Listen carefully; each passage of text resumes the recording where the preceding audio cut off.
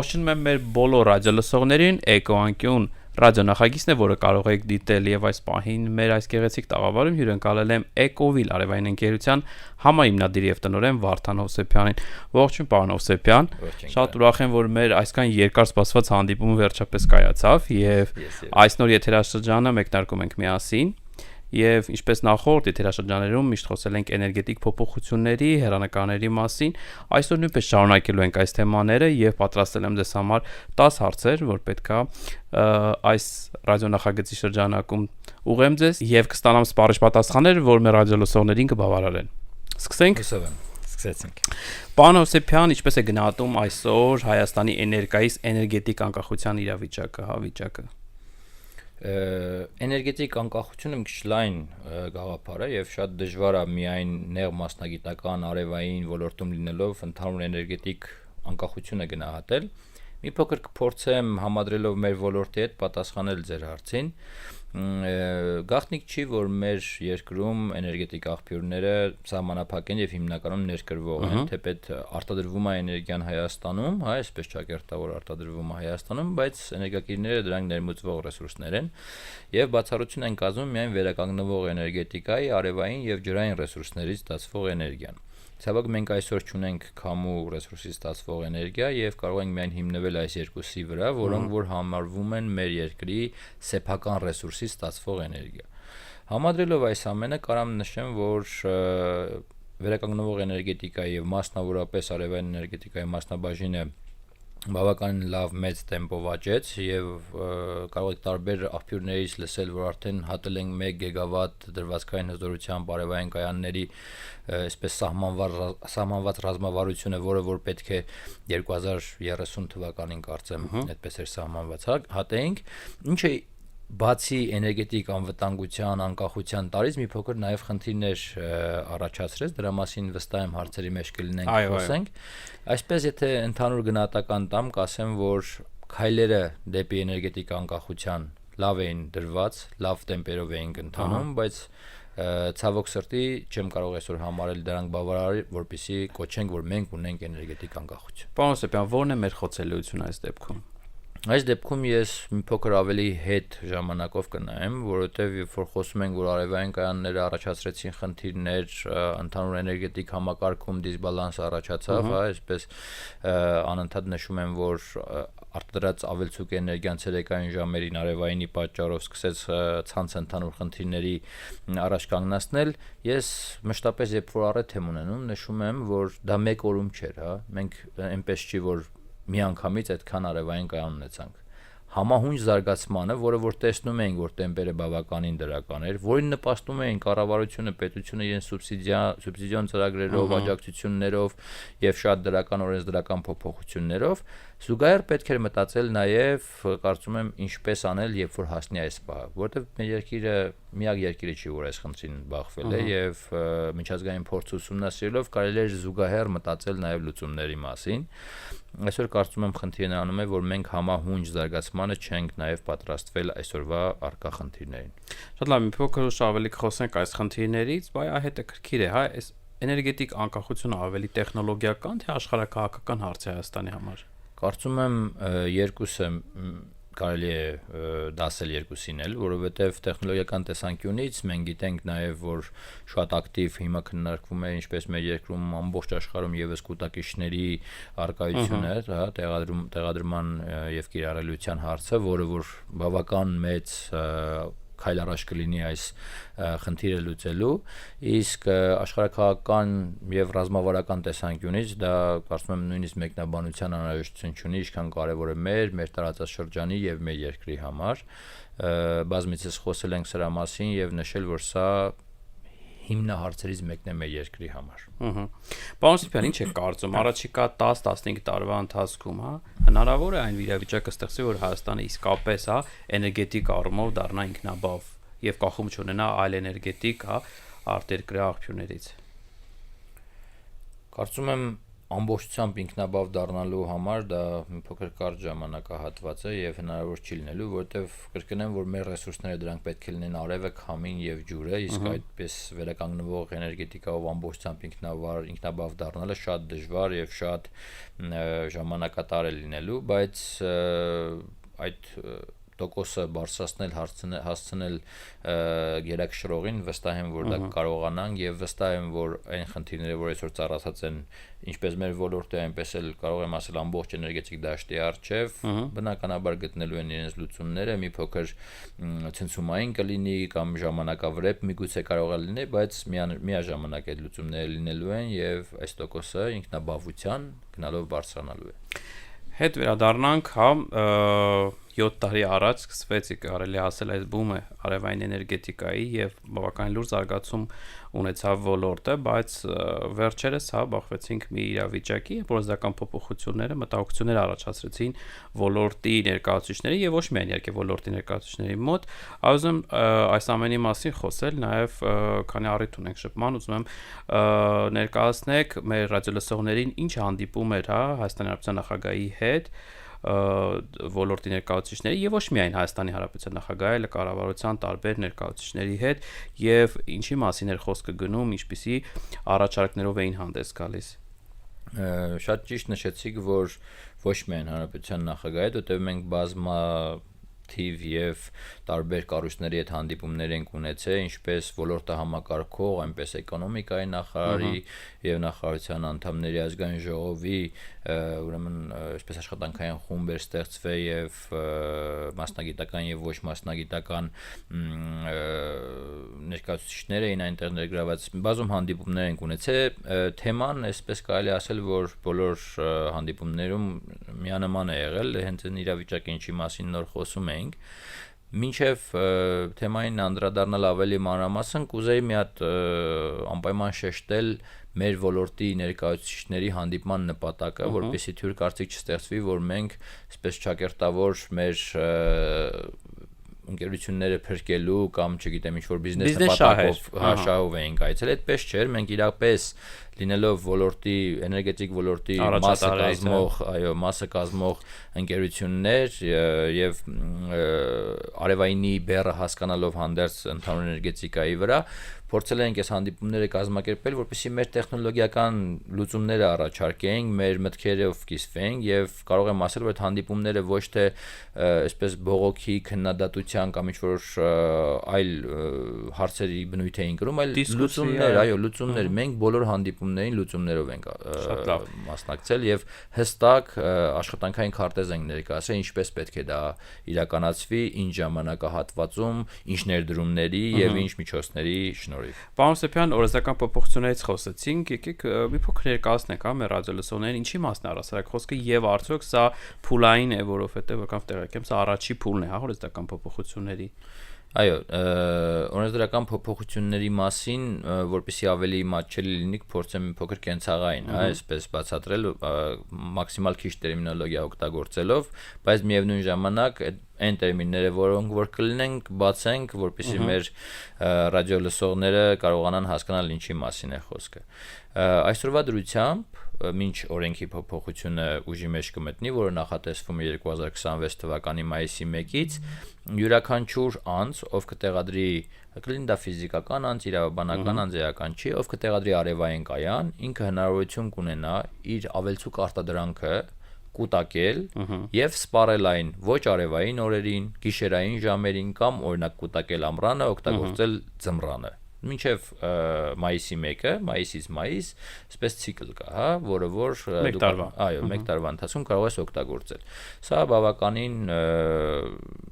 այսպես խրախուսող պայման էր եւ այս պայմանի շնորհիվ մենք կարողացանք հենց այս բումը ապահովել։ Այս տերմինը, որը որ այսպես բացատրեցի, կոչվում էր net metering։ Հիմա 2026 թվականի մայիսի 1-ից փոփոխվելու է եւ դառնալու է այս ամենը ամսական կտրվածքով, այսինքն եթե դու ավելցուկ ունես տվյալ օրվա ընթացքում, այո, կարող ես գիշերը օգտագործել կամ անպամած հաջորդ օրը օգտագործել, բայց հենց ամիսը վերջացավ, վերջնահաշվարկ է իրականացվելու, զրոյացվելու, եթե ունես ավելցուկ շատ ավելի էժան գնով վաճառելու ես, հետո նորից թանկ գնով ձեռք ես բերելու։ Պարոն Սեփյան, ներողություն որ ընդհատում եմ, եթե ճիշտ եմ հասկանում, այսինքն մինչ այդ կուտակիչի դերը հենց հեսն էր կատարում, այսուհետ օրենսդրական փոփոխություններից հետո փոփոխություն է, հա, լինելու։ Այո, կուտակիչի դերը հեծի դառնալու է տարեկանից ամսական։ Բնականաբար սա բավական լուրջ տարբերություն է առաջացնելու էկոնոմիկայի տեսանկյունից։ Վստահ եմ մեր հաճախորդներին ոլորտի ներկայացուցիչներով հստակ կբացատրենք եւ ծավալները ինչպես պետք է տեղադրել արևային կայան, որ կրկին դառնա ինքը շահավետ, որովհետեւ այսօրվա դրությամբ դու կարող ես ամբողջ տարվա ընթացքում քո ջեռուցումը եւ ամեն ծախս էլեկտրաէներգիայի ապահովել արևային կայանով, իսկ օրենքի փոփոխությունից հետո օրինակ ջեռուցման հարցը դու չես կարողանալու արևայինով լուծել, միայն քո կենցաղային հոսանքի հարցը։ Բնականաբար ծավալները նվազելու են, տեղադրման հզորությունները նվազելու են, բայց հուսով ենք, որ կուտակիչների արկայությամբ կամ, չգիտեմ, սուբսիդիաների արկայությամբ ինքը կրկին շահավետ եւ նպատակահարմար։ Հարցը հենց դրա մասին էր, սմարթ լուծումներ, ինչ լուծումներ եք առաջարկում, գիտեմ, որ արդեն մեկնարկը տրված է, Հայ Էկովիլ ընկերությունը առաջարկում է շուկային, նոր հայկական շուկայի մտնում արեգա կուտակիչներ, ինչի մասին է խոսքը եւ արդյոք սա իսկապես կարող է լուծում դառնալ այս օրենսդրական փոփոխության։ Առաջարկել բացի ամենակարևոր փաստը, որ կուզեմ շեշտել, դա արտադրելն է եւ այսօր մենք հիմնել ենք արտադրություն կուտակիչների, առաջինը Հայաստանում եւ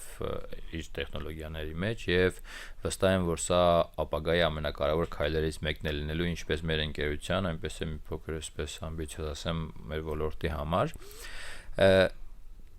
Տեխնոլոգիական լուծումների տեսանկյունից կուտակիչները մի քանի հարց են լուծելու։ Բացի այն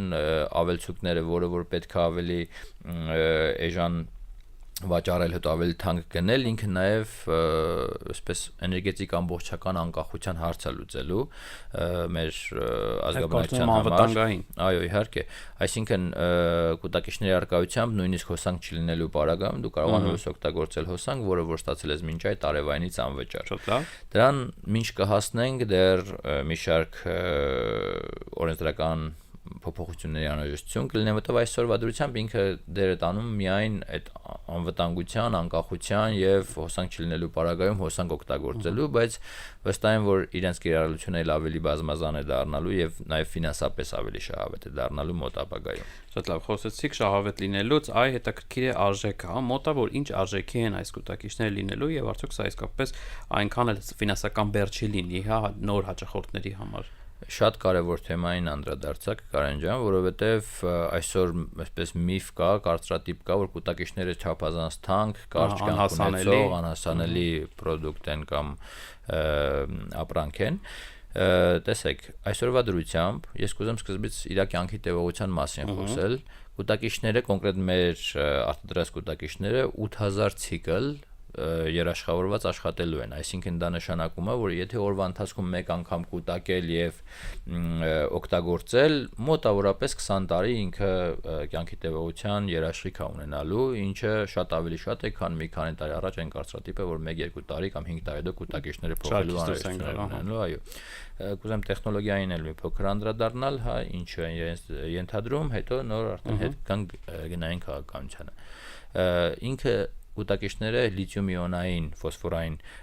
տարբերակով գերանվտանգ եւ գերժամանակակից տեխնոլոգիաներով համակարգեր են, այո։ Կարող եմ նշել, որ նույնը օրինակ էլեկտրական մեքենաների կուտակիչներն են, որոնք որ ամենօրյա մի քանի ցիկլով աշխատող են եւ արտադրողները 8-10 տարվա երաշխիք են տալի, պատկերացրեք տան պայմաններում ինքը ինչքան էլ ավելի երկարաժամկետ կարողանա կիրառել լինել, ծառայել, այո։ Ինչ վերաբերվում է գնային քաղաքականությանը, կուզեմ նշել, որ շատ տնային տնտեսությունների համար միջինացված, հա, այսպես ինքը տատանվելու է 700,000-ից մինչեւ 1,200,000 դրամի սահմաններում, կախված ինչքան է ինքը սպառում, ինչքան է ուզում կուտակի եւ ինչքան է ուզում հոսանք չլինելու պարագայում շարունակել օգտագործել։ Եկեք 700,000-ի օրինակը վերցնենք, համադրենք արևայինի հետ եւ ես համեմատեմ ձեր նշած 7 տարի առաջ, երբ որ ասեցիք արևայինի այսպես տեմպերը սկսեցին զարգանալ, 7 չեմ ասի, ընդամենը 3 տարի առաջ արևային համակարգերի գները ավելի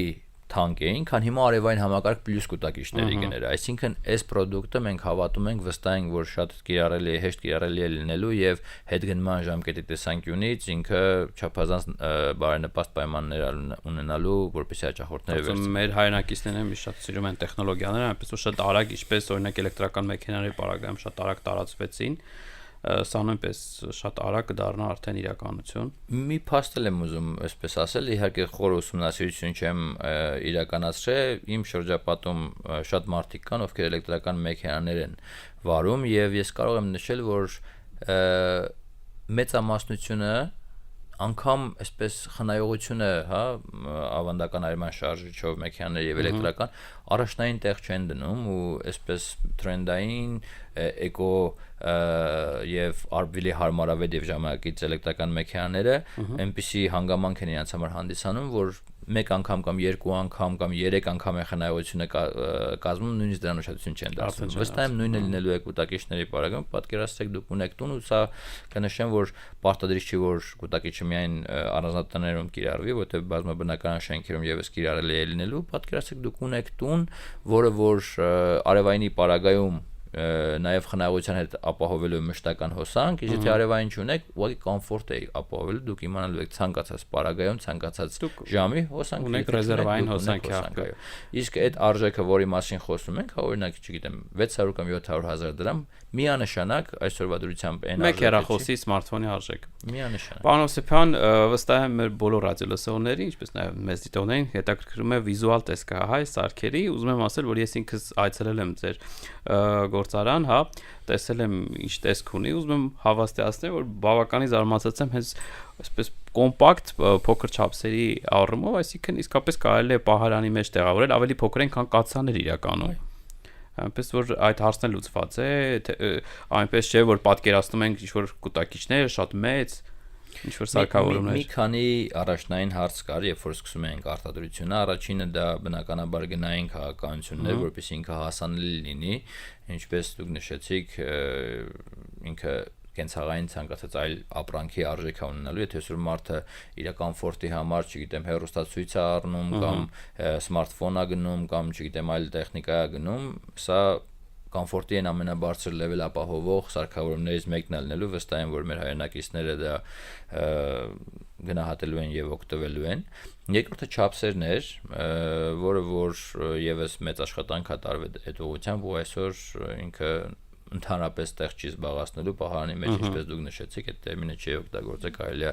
կիրառել, պահարանի մեջ նույնիսկ կարելի է տեղավորել, եւ երրորդ ու ամենակարևորներից մեկը, եթե ոչ ամենակարևորը, դա անվտանգությունն էր, որ մենք պետքա գերանվտանգ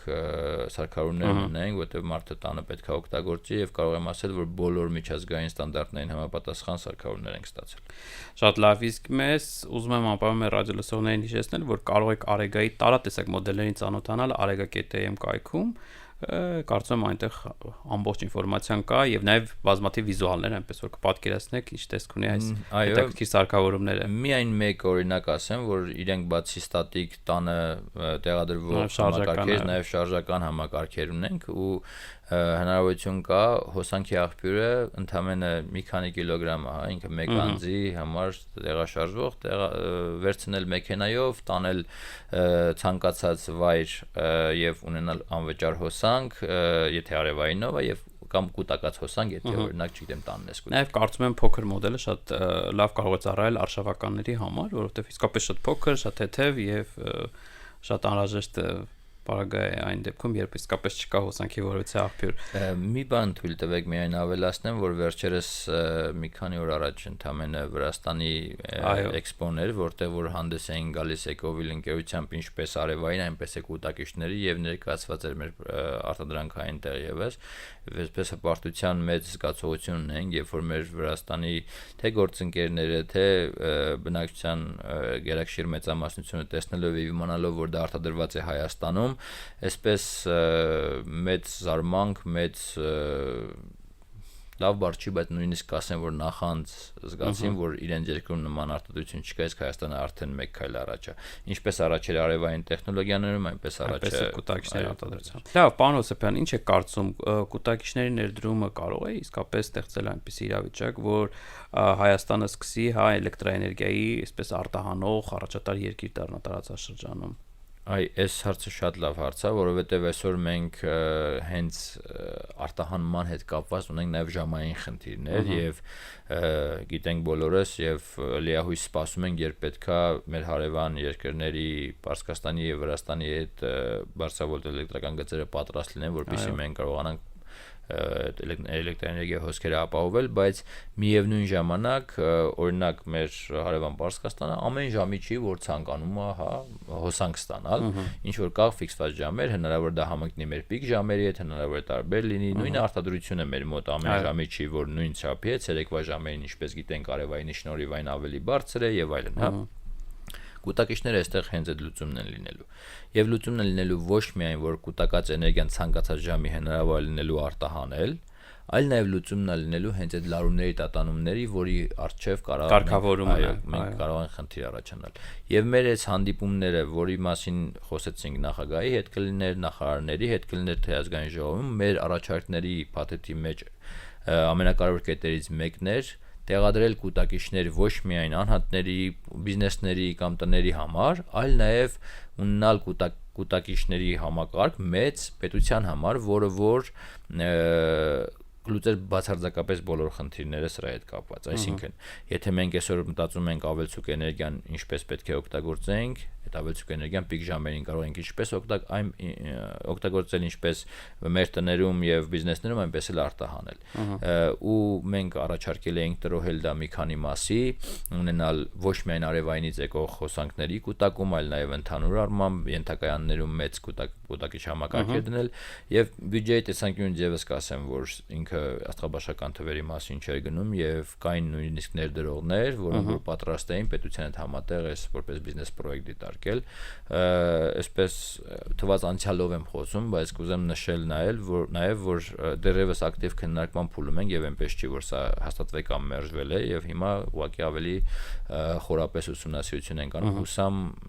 առաջիկայում հնարավորություն կունենանք ասել, որ դա ստացվել է եւ մենք ունենք այդ համակարգերը։ Շատ լավ, պարոն Հովսեփյան, խոսեցիք net metering-ի եւ net billing-ի մասին, հետաքրքիր է այս քաղաքականությունը։ Արդյոք իսկապես անհրաժեշտություն կա փոփոխելու այս մոդելը։ Թույլ տվեք net billing-ի մասին մի փոքր այսպես բացել փակագծերը ինչա նշանակում, որտեղ մենք խոսեցինք net metering-ի եւ ամսական net metering-ի մասին։ Net billing-ը դա այն համակարգն է, որը որ ցանկացած արտադրված էլեկտրաէներգիա տեղում, եթե չսպառվեց, վաճառվում է եւ գնվում է, երբ որ դրա հնարավորությունը կա էլեկտրական ցանցերից, Սա մի քիչ ավելի կարծում եմ հեռու ապագայի հարց է լինելու, հիմա դա կիրառելի չի լինելու մեր երկրում եւ ես դրա համար ուրախ եմ, որովհետեւ դրա համար պետք է նաեւ մի շարք կարգավորումներ, տարբեր ժամերի, տարբեր էլեկտրաէներգիայի սակագներ, վաճառել, գնել եւ այլն, դրա համար այսպես խոճուճ եւ խառը իրավիճակ չի ստեղծվել։ Բայց արդյոք շուկայի ազատականացումը չէր ենթադրում այս process-ների ներդրումը նաեւ էներգետիկ։ Մենք դեռևս շուկայի ազատականացման առաջին փուլում ենք եւ կասեմ, որ բավականին հաջողված փուլում ենք եւ դեռևս խոշոր բիզնեսներն են շուկայի ազատականացման մաս կազմում եւ մինչեւ 2030 թվականը փուլային նոր անցումներ են կատարվելու, երբ որ հասնի բնակիչ բաժանորդ լեվելի շուկայի ազատականացման պարտադիր կամ հարմարավետ մոդելի, այսպես ասենք, կիրառելիությանը նոր այդ ժամանակ net billing-ի եւ տարբեր ժամերի, տարբեր սակագների արկայությունը կլինի անհրաժեշտ։ Իսկ ինչ վերաբերվում է անհրաժեշտությանը այդ մոդելի կիրառելության, տեսեք, մենք եւս գտնվելով ոլորտում ասում ենք, որ այո, կար անհրաժեշտություն փոփոխություններ իրականացնելու, որովհետև իրապես այսպես լավ էինք աշխատել, լավ ոլորտի ներկայացուցիչներով եւ նաեւ իհարկե պետություն մասնավոր համագործակցությամբ ու կարողացել էինք այդ արդյունքը։ Չկային մասնագետներ, որ նախորոք ազդարարում էին, առաջիկայի խնդիրների մասին, լավ չէին պատկերացնում, որ իսկապես այդպես արագ կարող է ոլորտը զարգանալ եւ խնդիրներ առաջացնել։ Հաղորդման սկզբում դրա մասին խոսեցինք եւ ես կարծում եմ դա այսպես մեծ բաստողումներից մեկն է եղել, որ մի օրում չտեղադրվեց այս դեպքում բոլոր կողմերն են մեղավոր։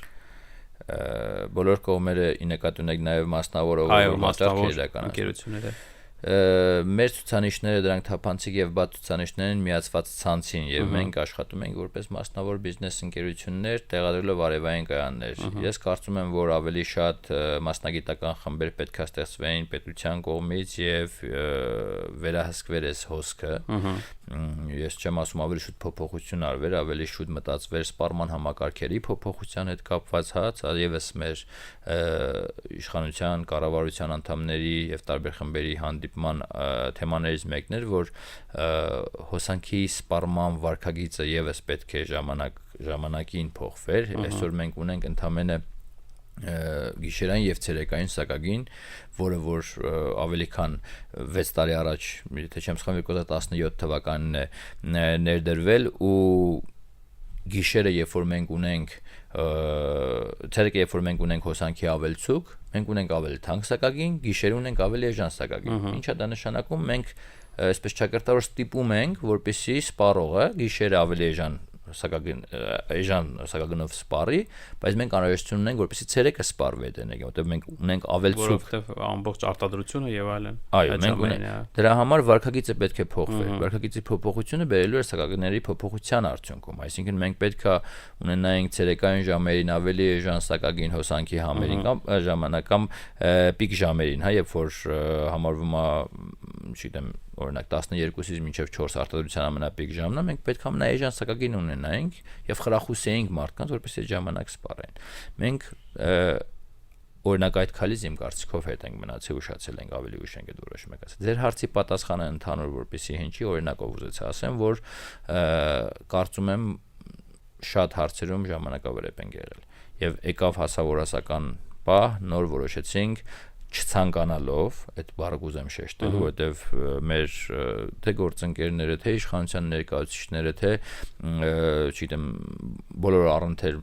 կլինի հասարակական կազմակերպությունները, բոլորը չեն ցանկանում արևային ոլորտը խոչընդոտել, բայց այսօր եկել ենք նաև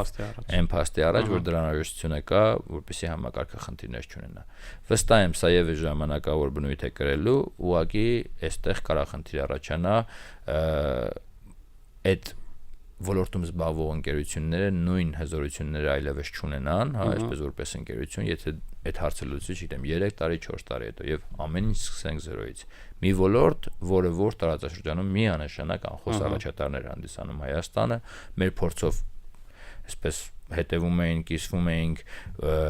հարևան երկրներում,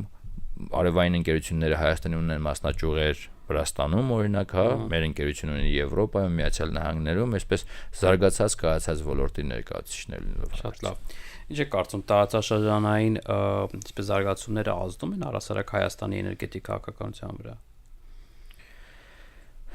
Կարծում եմ պետք է ազդի դա։ Անկախ ամեն ինչից էներգետիկան ամենակարևոր եւ ռազմավարական ուղղություններից մեկը պետք է լինի ոչ միայն մեր երկրի, մեր տարածաշրջանի, ցանկացած երկրի համար։ Մի փոքր առաջ նշեցի Շվեյցարիայի օրինակը, ես կուզեմ զուգահեռներ անցկացնենք, որպեսզի պարզ լինի, Շվեյցարիայի պես երկիրը այսօր ավելի քան 50% էլեկտրաէներգիա ներկրում է հարևան երկրներից։ Զուտ դրա համար ինքը